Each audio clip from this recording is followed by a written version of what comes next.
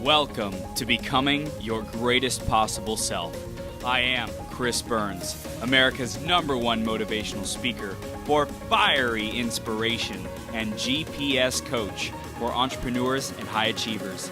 Each episode, we interview leaders and great role models who make a massive impact in the world to help you master yourself, take courageous action, and make every day your best day ever.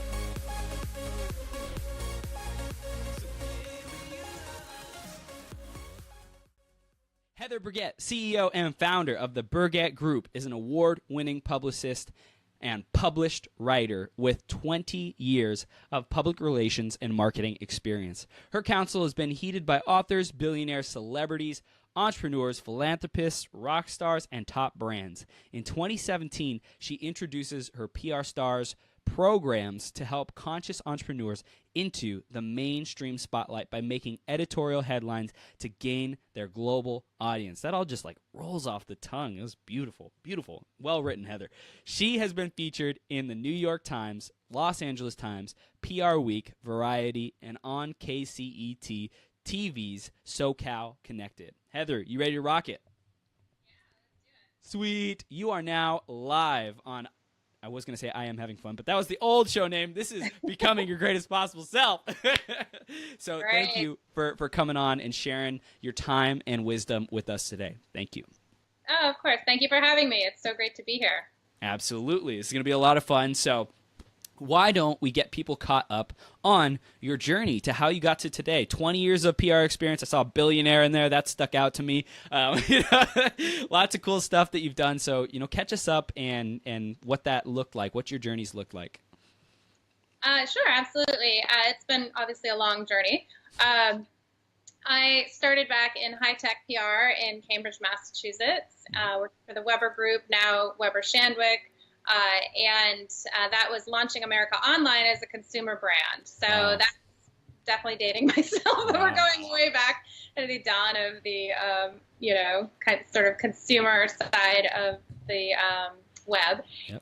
And after that, I ended up at the Ritz-Carlton Boston doing hospitality PR. And that's where I sort of got bitten by the lifestyle entertainment bug. I loved movies. I was doing press conferences. We had Roger Moore for UNICEF. He actually asked me for a martini shaken, not stirred. So it was kind of funny having one of the original James Bonds say, one of his signature lines to me. And, when I said, I just want to have more fun in my work. And I'm going to Los Angeles. I'm going to work in film publicity. So I hopped on a plane, worked in Hollywood for a couple of years. And then actually found, Hollywood to not be maybe an ideal place for me. It was could be a little, I guess we could just say soul-sucking, but it has its pros and cons. But it was not a healthy lifestyle for me. And so I actually left that and ended up going into the healing arts for a little while. I kind of went to the opposite end of the spectrum and was very fascinated with the mind-body connection. I always kept one foot in PR because people started finding out I was available and free, so they started hiring me. And then I was on this journey. I have over 500 hours of training in the healing arts. Wow. And so I, ended up having my own agency business for, the last however many, I think close to 16 years or something. Now this past year, I decided that I want to teach everything that I've learned and what I know about PR and marketing to conscious entrepreneurs. So it's kind of come full circle for me where all of my training, all of my experience from the business side, the PR side, the healing arts side, the spiritual side, it's all merging. So I'm able to present a program and teaching it in a way that actually comes from a very spiritually grounded place. Wow, that's beautiful. And one thing that I see is so many different perspectives that you've been I don't want to say subjected to, but you kind of landed in and you created and you attracted into your life. What was it like in each of those times? Did you feel like, hey, this is where I'm supposed to be, it makes sense, I'm enjoying it? Or did you feel like, I know that there's something I'm like not yet seeing, and now that you've kind of gone through all these different phases, you're like, dude, I totally see how this all comes together. I see how the picture fits. How was it like at each stage of the journey? Yeah, I mean, I will say that I have sort of the typical PR person story, which most people that end up working in PR, I would say the majority did not plan it. We all seem to fall into it. Mm-hmm. I think it's because we have a natural knack for certain skills and have certain talents. But it was never my idea that I wanted, to be a publicist or a public relations professional. My major was Spanish and political science. I lived in Dominican Republic. I lived in Spain. I had intentions of working internationally and using my language skills. And I ended up applying for an international internship at the original PR firm where I worked. And it turned out that it was international because they had a London office. So there wasn't really going to be any Spanish. Oh, yeah. But I started working. They hired me right from an internship right in full time. And it was an amazing opportunity to, work for a company like America Online and be part of that whole movement. And so it was sort of just like, that was, here I am 20 years later, like that's where it started. I did not like working in the agency world, which is why I left after a year to go in-house. And that's when I ended up at the Ritz-Carlton Boston. And I think I just kept following my instinct. Like the corporate world, it just didn't feel right. I was working like really crazy hours and in a very kind of stifling environment. And I really did enjoy the next phase of like hospitality PR was definitely more fun. But I just knew I'd always wanted to come west. I always had a thing for California. I wanted to come to college in California, but my parents were like, oh, that's too far away. And I was in Massachusetts. So I was like, well, that's kind of the point. Go far away from home, right? Yeah. And so I, as soon as I could, that's when I was like, I'm just hopping a plane. I'm going west. And then I had, my time in Hollywood, which again was amazing. I wouldn't trade any of this stuff for the world, but I found that my heart just wasn't in it. There was a lot of unhealthy people and sort of the lifestyle, working 70, 80-hour weeks. And I was probably going to be driving myself into an early grave if I stayed on that path. So, quick question: do you think that's still kind of how things are today? What do you mean in the PR, like? Yeah, in Hollywood, like movie stars.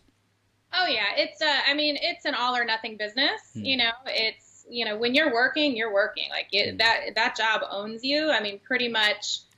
In terms of production and movie making and all of that, you're working round the clock nonstop, and you've got deadlines, and you've got to, you've got people to answer to, investors and all of that. So it's a pretty brutal business, is the reality of it. It looks shiny on the outside, but it's a little scary on the inside. Yeah. But I've been on movie sets. I did unit publicity. I did the Blair Witch Project was my first movie campaign. Wow. So it was completely baptism by fire. Ooh, wow. Yeah, we took it on from no one knowing anything about it to Sundance, where it made a big splash. Artisan picked it up, and then we took it all the way through its theatrical release, where it became a worldwide sensation. So that was a very cool ride to be on. But ultimately, Hollywood did not feel, like the place for me. So then I, kind of, like I said, the opposite path into the healing arts, and I absolutely love that. But in life, I find the pendulum swings a lot. So sometimes we'll start in one extreme and then end up at another extreme. And so it's really the past few years that it's kind of started to get to someplace in the middle. And I think this, where I'm at now with my work and how I'm merging all of that experience together, I used to keep it separate. I didn't want my PR clients and people to think I'm some woo-woo crazy person because I was really into spirituality. Right. I really do feel that there's an awakening happening on the planet now, and that people are actually craving this information. They want these tools. They want this information. So if you can have PR success from a spiritually grounded place, that's what I hope to bring to more people. Yes, you are bringing it. Absolutely. I love it. Because I think what I've seen is conscious people, entrepreneurs, heart-centered people tend to just want to give and give and give and be of service and, hey, I'm here, like, come and find me. I'm here to serve. I'm here to serve. But, like, they get in their own way of, I'm just here to serve. Like, the people are supposed to find me, you know? Like, why do I have to go ask? Why do I have to promote? And that's where you come in to bridge the gap and either do it for them or teach them how to do it themselves. Teach them how to view it, how to relate to promotion, how to relate to PR with a empowering context. You know, sometimes in the past when people think about promotion or sales or marketing, it's kind of not so great, you know, and you get to bring light to how good it can be, how awesome it can feel to promote yourself with success and actually make a difference in people's lives. Yeah, absolutely. And that's, you know, sometimes I find that, you know, entrepreneurs that are coming from a more heart-centered or spiritual place, like they're a little bit tentative to do what it takes to do a proper, like, sort of PR launch or campaign, because they don't want to feel like they're so much in their ego and, you know, trying to have it all be like a vanity thing and it's about me. And, you know, but at the end of the day, you know, it's almost more egoic to not allow yourself to shine your gifts into the world. That actually, the ego will stop you from shining your gifts if you let it. So, so it's more important to own your gifts, be confident in that, and where you are an expert, where your zone of genius is in your life, and then find a way to get that out into the world. So that's where, you know, I've been doing that forever for a whole variety of different types of clients, and that's where I came up with my 6-step PR formula for results, because I realized after, I mean, you've heard just a sampling of the types of projects that I've worked on and the types of clients, but it's literally been, you know, everything from product launches to events, nonprofits, fundraisers, authors, books, anything you can imagine. I've probably PR'd it. Yeah. And I found that there was a formula.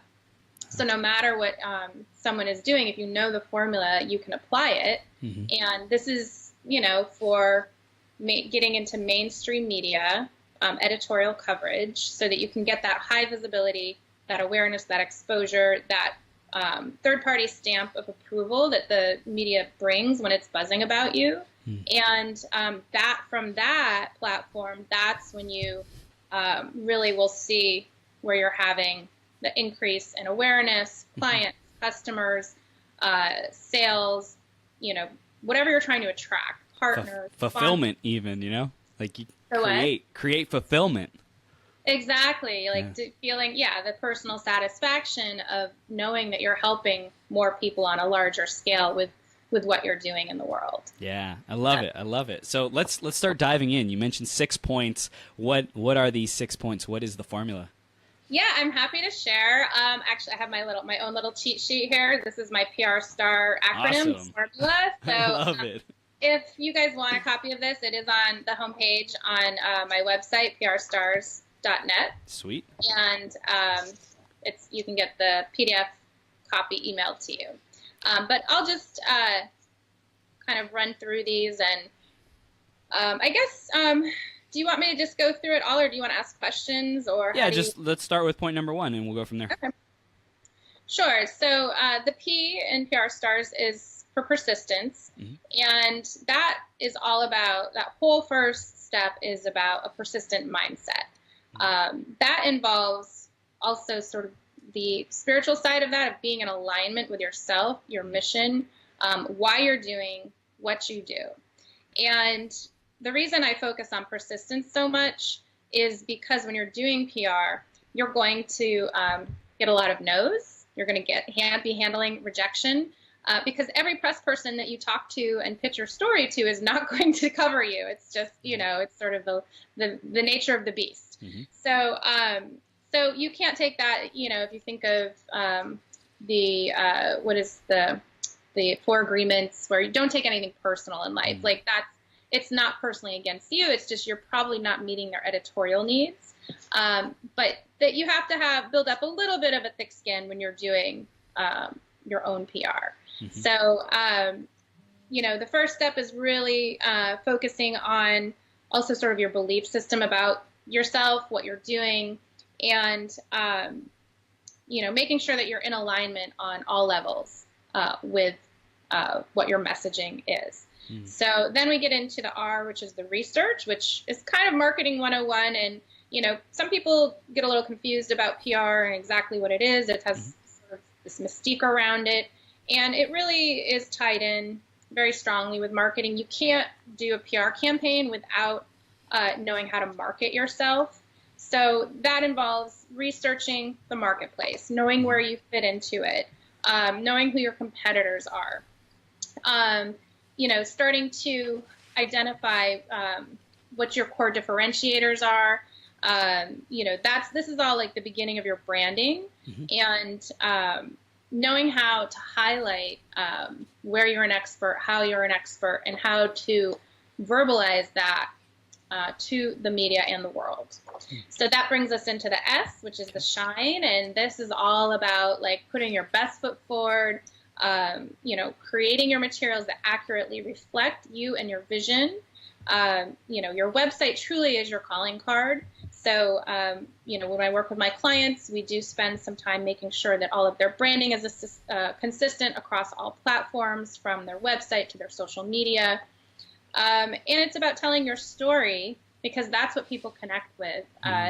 Any sort of successful product or service, the reason it is successful is because it has made an emotional connection to the people that are using it. We just want to really make sure that everything is consistent and prepared in a way, packaged in a way, so that, when you're making your introduction, I always say you have, one chance to make a first impression. You really want to be making a good first impression. So the other thing that's very important, now we get to the T, which is the timeline, and that's really about your timeline and your PR plan and strategy. You want to think about what you're launching. It could be anything, like if it's a product launch, if you're having an event, if you're launching your services. Or a podcast. Like whatever it may be. Yeah. This is, again, for traditional mainstream media. Okay. And typically we work in two ways with the media. There's long lead media and there's short lead media. Now, if you're doing a long lead campaign, you're going to need a lot of time, because that's going after magazines, like consumer type publications. And those typically have 4 to 6 month lead times. So you're going to need that time to have your materials done, pitch them, and then have them write the story and be timed to their publishing date. So there's a lot of deadlines involved in PR, so you just really want to be aware of those when you're building out your campaign. For a short lead campaign, that's a little, more flexible. You've got probably, I would say you want to have at least 6 to 8 weeks. And, that's when you're going after, online media, newspapers, broadcast, TV, radio, places that don't book out way in advance. Some of the more national shows, like a Today Show, they might book out a little further. But, typically like news media, television, news, that kind of thing, they'll book out pretty quickly. Like we'll have to pitch them the day of, and they still don't know if they're covering. Wow. Depends on if there's a car chase in Los Angeles. Right. Yeah. So, you're beholden to a lot of other things when you're dealing with the media, because their editorial needs are constantly shifting and changing. So the timeline, again, your plan of attack, that is very important. And then we get into the awareness, which is, so you see there are a lot of steps before we even get into actually pitching the press. So now you also have identified your target media. So you're going to have media lists of people that will respond to your message and your story. And those are the people you're going to be pitching. And now some people will say the press release is dead. I can assure you it's not. I've been using it forever, and to me it's one of the most important tools that I use in a PR campaign, because it really gives the nuts and bolts of the facts. Press want facts, they don't want fancy. The facts of what you're bringing to them. So, and that's a whole other level of strategy and figuring out how, you're going to release, meet their, everything you can do, from embargoes to exclusives, There's many levels of how you can actually break your news. So we get into media relations and the awareness. Now, this is when you start to actually secure the press, and you're starting to see the results coming from editorial media.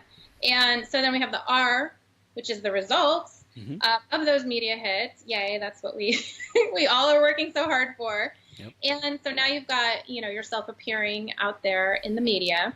And, it's about also knowing how to capitalize on that, how to push those results back through your social media channels. How do you use that media and the coverage that you're getting to get more eyeballs? And certain things we do, like we definitely advise having a newsroom on your website as one thing. And then there are some other strategies that people can employ to really make sure that just amplifies the awareness and the eyeballs that they're getting from that media hit.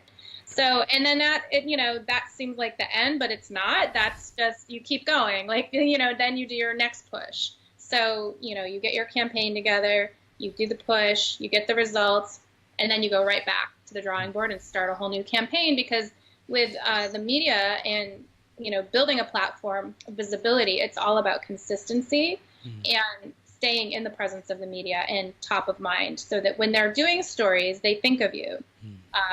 Some examples, working with clients that were almost unknown, maybe had been in the media once or twice, but wanted to become nationally recognized as an expert in the media. And, we start with maybe contributing articles and just getting out those in every way possible. And knowing that no opportunity is too small. It's about getting your voice out there, establishing your voice. And, I've had clients that were willing to do that. They put in the time and the work and the effort to write articles for blogs that ask them to do a contributing post. And through that, the momentum starts building, and then the opportunities get bigger. So within 1 year, we had one client doing local news. Within the second year, she was being asked as a regular guest on the Today Show, which is a national platform. So it is all about consistency and building those relationships with the media. So that is sort of a big nutshell, but that is the formula that I have found that works. I'm not saying it's the only way to get results or the only way. Some people don't think you have to do any of this stuff. I do come from a school of thought of I really like to have a strong foundation. Think of it as like building a house. Yeah. And that you're working in phases, and that way you are always you've done your research, you've put your best foot forward, so that when you are coming out to the world, you are really making a strong impact. Beautiful. And you mentioned that if it's a service, I don't know if you said product or service, but can something like a podcast or is it a coach? What are the limits of what can be in PR and kind of public relations, and what can't be? Is there anything that can't be? I mean, you can pretty much PR anything, to be honest. I mean, it's, as a publicist, there are certainly things I have turned down that I didn't want to promote. But, whatever you're doing, it means that if you're doing something for your living, it means that you're an expert at something. So if you're an expert at something, you can absolutely get press, and you can start becoming a source and a resource for the media. I think everyone that's, listening to this should, if they're not already, they should immediately go on helpareporterout.com. And it's most commonly in the industry known as HARO, HARO. And we all use that for our clients. It's a free service, and you can sign up in there as a source. And then you'll get emails daily from press people that are looking for experts to be interviewed for their stories. So, there's actually, and I do have a video training on this, which goes much deeper into it. So if there's any way to share that with people, I'm happy to do that.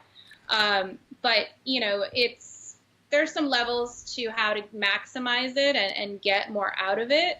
But I would say, start with the free service, start just looking and seeing the kind of emails and stories that are happening and where you might fit in. And you could start by pitching them and just see if you start getting any headway there. But you have to go in, anytime you're pitching yourself with confidence. And I like people to start by, owning and claiming that they're an expert. And a lot of people, I find, entrepreneurs are resistant to that because they don't feel like they've been doing what they've been doing long enough. Are they really an expert? And, I just say you only have to be one step ahead of everyone else. Mm-hmm.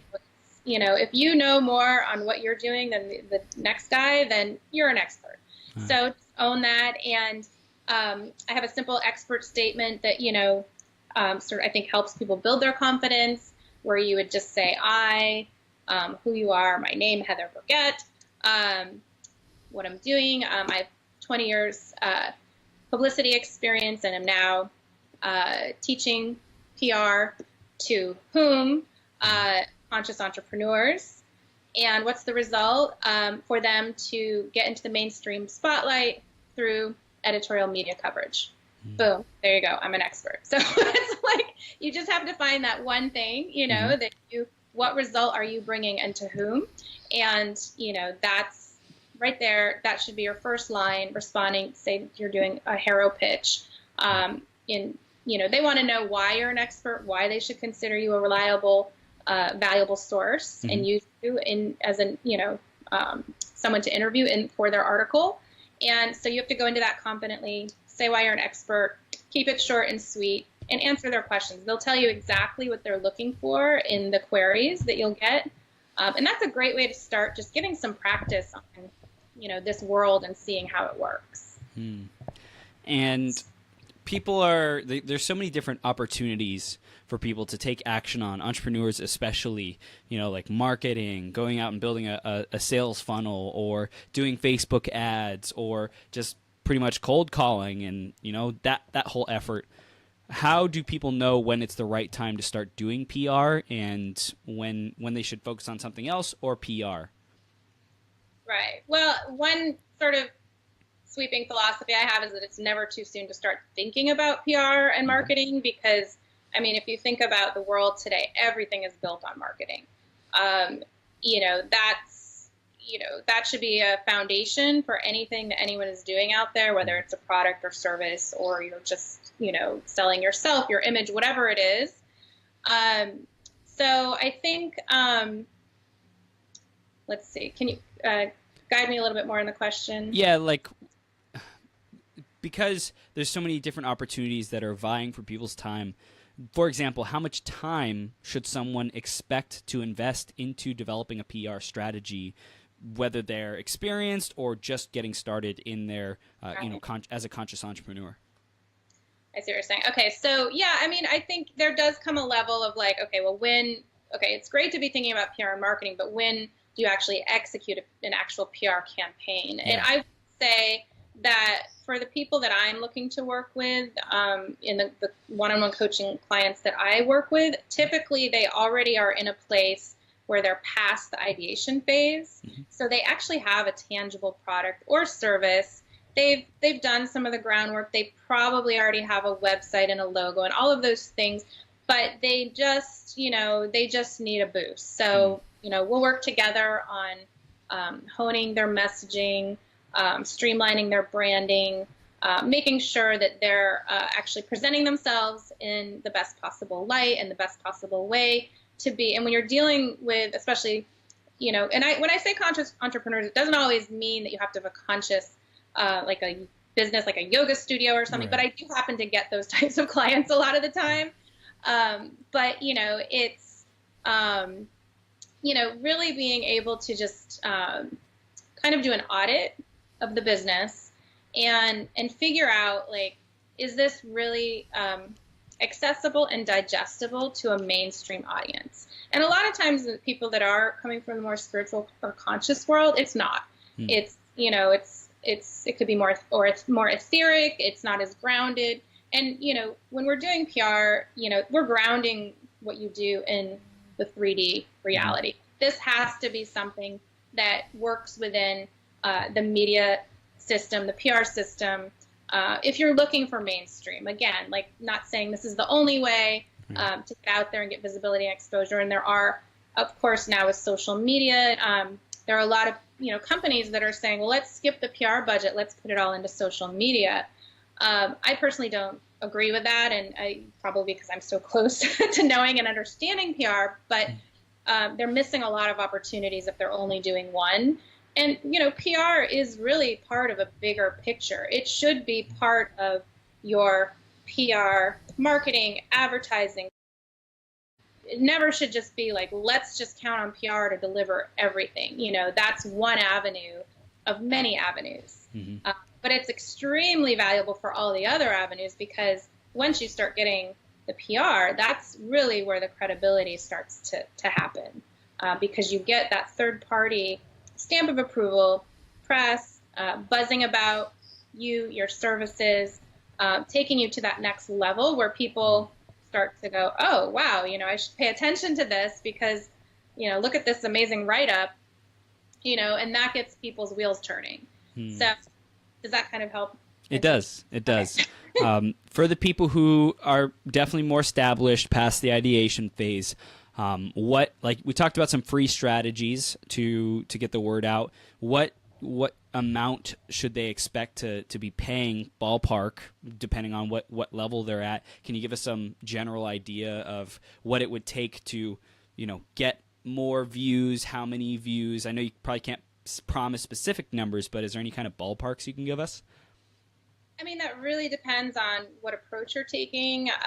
When it comes to PR, you've got all the way from do it yourself, where you can be, not hiring anyone to help you and just paying attention to places like Harrow, following the kind of tips that someone like myself would give you and just going out there and doing it. Then, there are tons of PR freelancers out there. You could hire someone that knows a little bit more about this world and have them execute for you. Then you get to sort of like the agency side, and that's where it gets really expensive, because most agencies in this day and age are charging like minimum $5,000 to $10,000 a month with a 3-month minimum contract. Mm-hmm.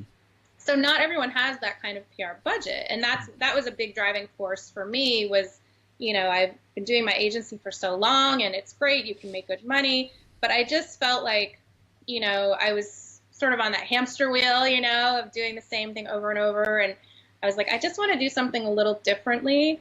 And, a big shift for me was when my grandmother, my last living grandparent, she was 95. She passed the end of 2015.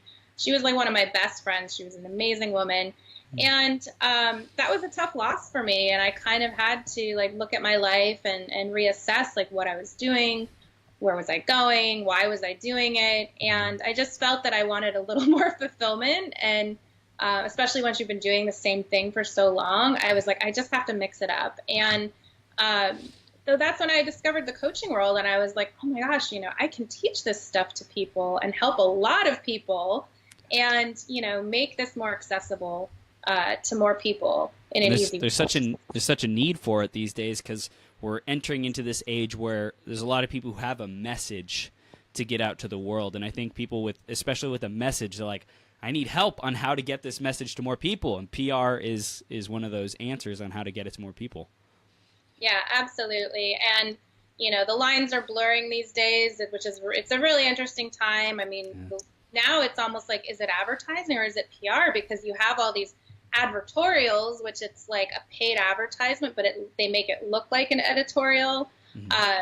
So there's a lot happening out there with that. There's also, you've got the whole world of social media and influencers. And, if you have a product, there's the whole world of gifting, celebrity gifting suites, getting celebrities on board with your product.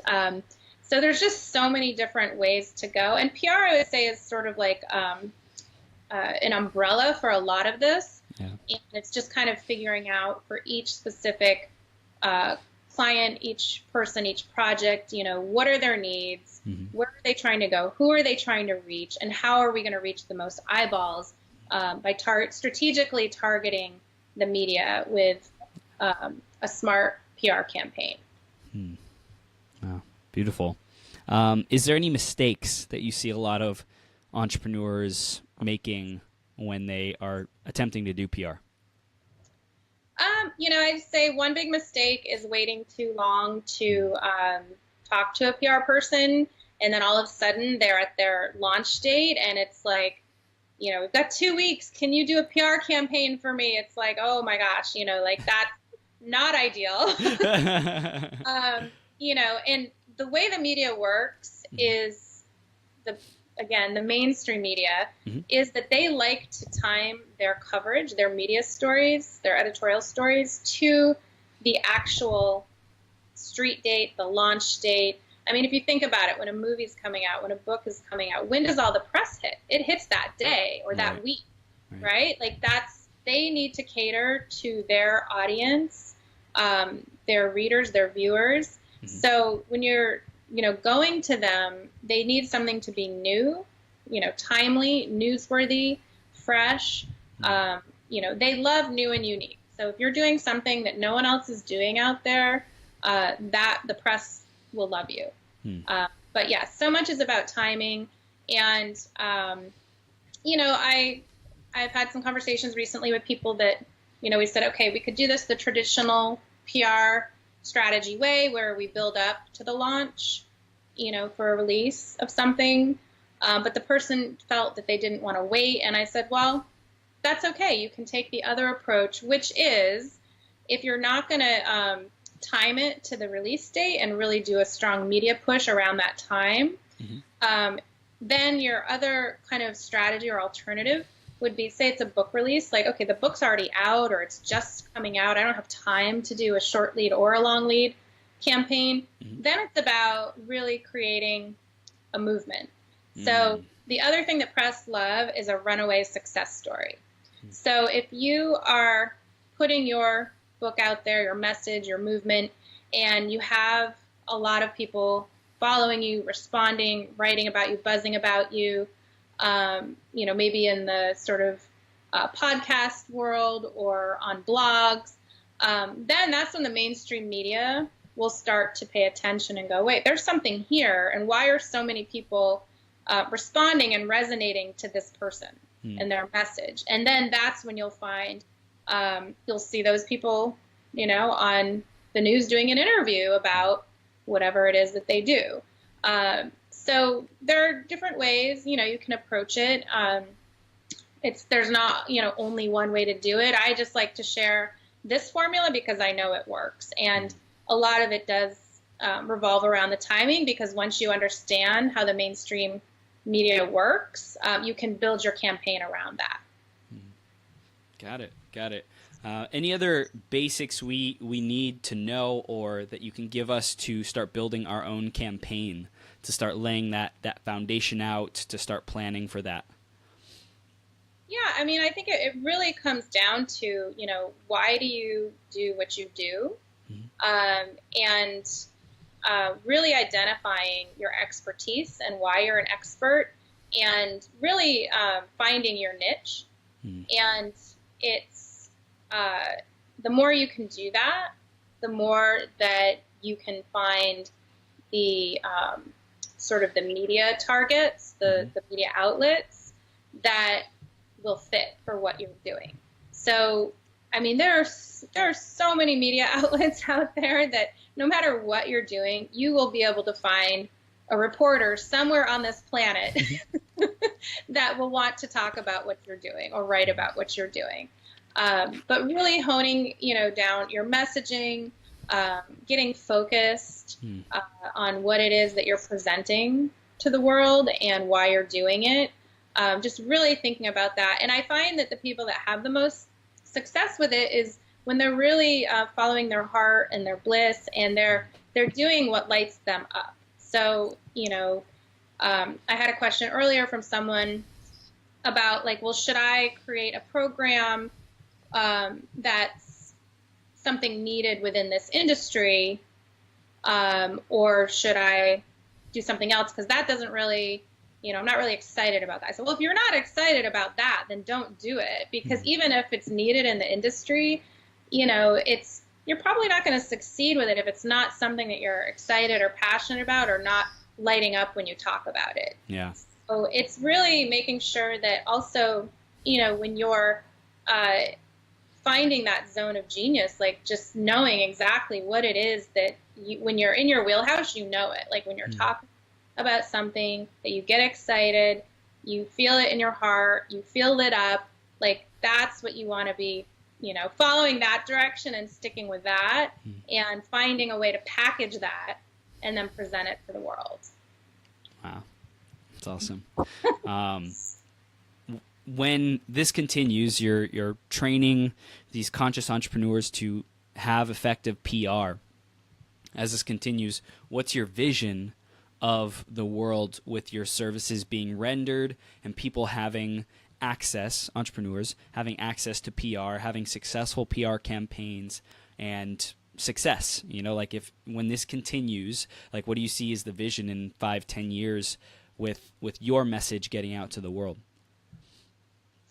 Yeah, I mean, I think that's a great question. I would say that, you know, it's really just seeing more people owning their true gifts and shining a light on them, because that's all this is, you know, and, you know, we're entering a very interesting time in the world where there's so much business going online.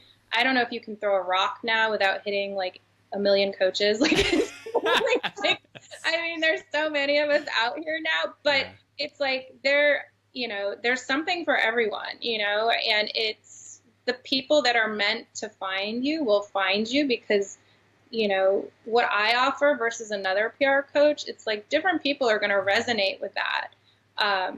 So, you know, it's, I think, you know, my real mission and goal is just, I mean, that's why I named it PR Stars. This isn't, to me, even though I've worked in Hollywood, this is not about fame. This is about your inner light and shining a light on that and then putting yourself into the spotlight and doing it from a spiritually grounded place, and not, you know, this isn't just about like, oh, let me get famous just to be famous. This is about creating high visibility for important messages that are going to help more people in the world. So the more that I can help and empower people and give them the confidence to know that they can get out there and get their messages out there, I mean, that's what lights me up and makes me happy. Wow. That's awesome. What is one piece of advice that you've been given that's really made a difference for you in your life? One piece of advice. Gosh. I mean, I've been given so much advice. That's a good one. It doesn't have to be one. You can share a couple. Yeah. Okay. Well, can I share a quick story? Yes, that please. happened, like this week? Okay. So, this is kind of funny and horrifying at the same time. So, I was sitting here like a couple days ago, and I have a hummingbird feeder outside my window, and all of a sudden, this hummingbird starts freaking out. It's flapping its wings, and it looks stuck in the feeder. So I thought, oh my gosh, I got to go save the hummingbird. So I run out, and it turns out it was not its wing that was stuck, but it was a praying mantis that had grabbed the bird by the neck. And yeah, it had it in its little scary clutches and was starting to eat it at the neck. And so this poor bird was like trying to get away. Wow. So luckily, you know, Super Heather saved the day. I saved the bird. Sorry, praying mantis, not today. You have to eat too, and I know this is the circle of life, but not my hummingbird. Like, go eat a spider. So the hummingbird fell, and I thought, oh, is it too late? But no, it got up and flew away. So hopefully it lived. You know, I sent the praying mantis to the neighbors. I said, go away. And so, you know, whenever these sort of situations happen or critters show up in my life, like I always look at the symbolism. So I don't know if this is advice, but this definitely was a message. I love it. Yeah. And I felt like, okay, so praying mantises are typically associated with being mindful, meditation, literally they're praying in the praying position, self-reflective, mental. sort of activity. And then the hummingbird is just free and light and happy and joy, and it's all about the lightness of life, the joy of life. And so I was like, well, why is this thing trying to kill this beautiful, free bird? Yeah. And so that, to me, the message was like, oh, it's like the mental. And in that moment, I had been having self-doubts. Exactly when that happened and that praying mantis attacked the hummingbird. So I thought, oh my gosh, this is such a message of like, don't let the mental, the mind, kill the joy.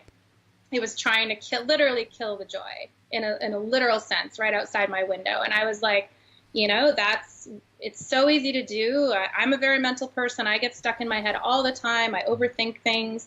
And as humans, we do that all the time. And so really like remembering to drop into our hearts and, be that hummingbird, be that lightness and that joy in your work.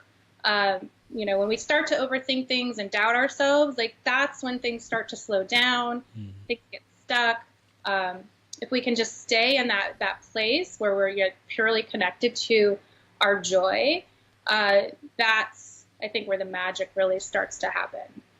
And how do you, or we, however you want to frame it, how do we stay connected to our heart, tapped into our joy, present? Yeah, that I think is a personal journey for each person. I would say that for me in particular, I have, many tools that I go back to from my time in the healing arts. Meditation is one. I recently learned in July transcendental meditation, which has been amazing. I highly recommend it. What's that been like? I've heard amazing things about it. Yeah, it's like it was made famous in the late 60s. The Maharishi brought it over. The Beatles did it, and that's where it sort of got, to worldwide fame. And since then, a gajillion celebrities are doing it, from George Stephanopoulos to Jerry Seinfeld, and David Lynch wrote a book about it. I think he's been doing it for 30 years. And so it really, it's somehow, I don't know how it works, but it works. It like opens up your, like being in the flow of the universe, and it opens up the seeds of creativity. It burns the seeds of karma. It just puts you in the flow, and it's 20 minutes twice a day. It's so easy. It's like the easiest. I've done all different types. I've done Zen Buddhist meditation. I've done guided meditations. I've, tried Kriya meditate. Like I've done so many things over the years, but I just find that the transcendental meditation is so easy. So, self-care, doing the things like taking a beach walk or a walk in nature, or the things that just really like bring that calmness. That centeredness, that connection to something bigger than ourselves is so important. So those are things that I like to do to kind of keep me grounded in that space. Beautiful. Thank you for sharing. Yeah. So we're wrapping up close to the end here. We want to hear, how do people stay connected with you? And, what do we do next? How do we get our own PR juices flowing?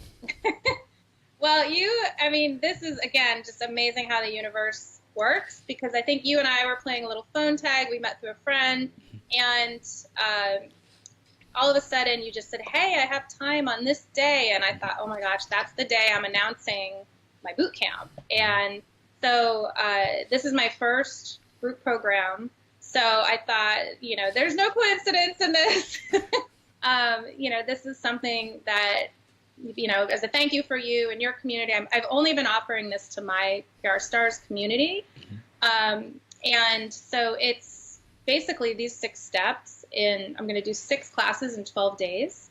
And it's all going to be through a secret Facebook Live group starting October 30th. And I am actually going to be launching the announcement for it when it goes on sale on Monday. I know this is also going to be podcast, so that might be after this starts. But I'm going to give you guys a coupon code.